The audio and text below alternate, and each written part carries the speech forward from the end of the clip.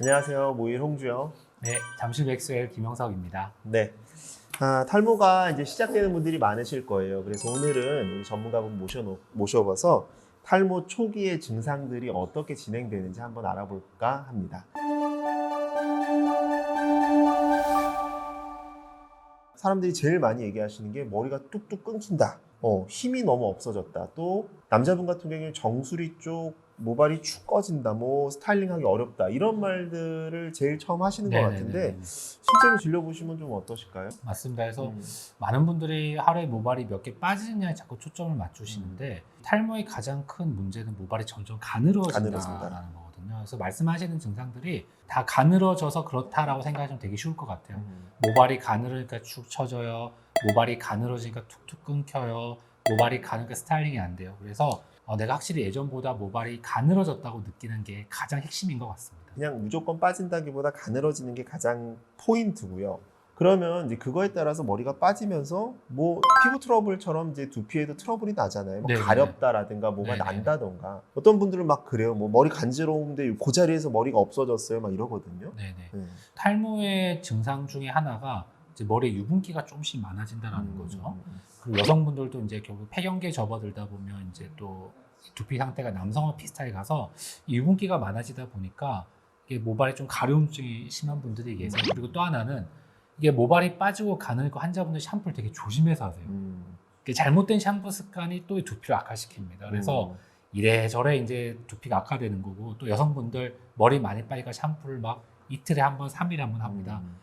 그런 분들 현미경 한번 들춰보면요, 안에 이제 완전 떡져가지고 난리도 아닙니다. 그것 때문에 머리가 더 빠지시죠. 그래서 이게 이제 여러 가지 이유 때문에 그런데, 일단은 두피가 가렵고 이런 부분도 어떻게 보면 탈모와 연관된 하나의 증상이라고 볼 수 있겠죠. 비듬과 관련해서는 우리가 탈모 초기 증상 어떻게 봐야 될까요? 그러니까 이 비듬은 좀 다르게 접근해야 되는 게, 사실 비듬의 가장 흔한 거는 이제 우리 소위 말하는 곰팡이균이나 이런 것들인 거죠. 그래서 사실 탈모와 비듬과의 그 상관관계를 보기보다는 혹시 이 사람이 뭐 두피에 따른 그런 곰팡이균이나 감염 질환이 없는지 이거를 사실은 봐야 되거든요. 그래서 비듬 자체는 약간 별개라고 좀 생각하시면 될 것 같습니다. 뭐 너무 건조해지거나 이런 것보다는 오히려 지루 두피성으로 결과가 나타난다. 그러니까 탈모라고 해서 뭐 100% 이게 지성 두피, 주성 두피 가는 건 아니지만 대부분은 조금 유분기가 많아진 상황으로 가는데 그게 탈모 때문에 그럴 수도 있고, 또 하나는 잘못된 샴푸 습관 때문에 그럴 수 있다는 겁니다. 그 다음에 우리가 이제 중요하게 생각하는 남자분들 M자 탈모죠. 유전성 M자 탈모. 자, M자가 평소보다 좀 깊어지는 것 같다. 우리가 너무 깊어진 이미 많이 진행된 상태에서는 이제 누구나 다 알지만 초반에 좀 아리까리한 경우가 있거든요. 네, 어떻게 좀 판단을 하세요? 그래서 이제 사실은 많이 헷갈리죠. 예전에는 내가 이마가 넓었는데 모르고 지냈으니까 그럴 수 있는데, 나이가 들면서 좀 이마가 넓어지는 것 같아요. 그런데 집에 이제 같은 조명, 같은 자리에 사진을 한 3개월, 6개월 단 한번 찍어보는 거죠. 그래서 본인 라인이 이제 조금씩 올라가는지 M자인지 보는 거고, 또 하나는 모발이 굉장히 가늘어집니다, 사실은. 그래서 이제 그런 M자 부위. 예, 맞습니다. 그래서 헤어 라인이 다른 부위에 비해서 M자 끝이 모발이 확실히 가늘다. 그럼 우리가 조금 초기라고 좀 말씀드릴 수 있겠죠. 그러니까 보시면 우리가 헤어라인이라는 게 이제 이 상태에서 동시에 이렇게 올라가진 않잖아요. 맞아요. 보통 이 각도에서 이렇게 먼저 올라가거든요. 그래서 이쪽 라인을 보시고, 저는 뭐 조금 이제 뭐 머리숱이 좀 없어지긴 했는데, 이 라인 각도가 약간씩 올라가는데 여기 경계 부위가 조금 흐려졌다. 예, 보통 그렇게 많이 느끼시더라고요.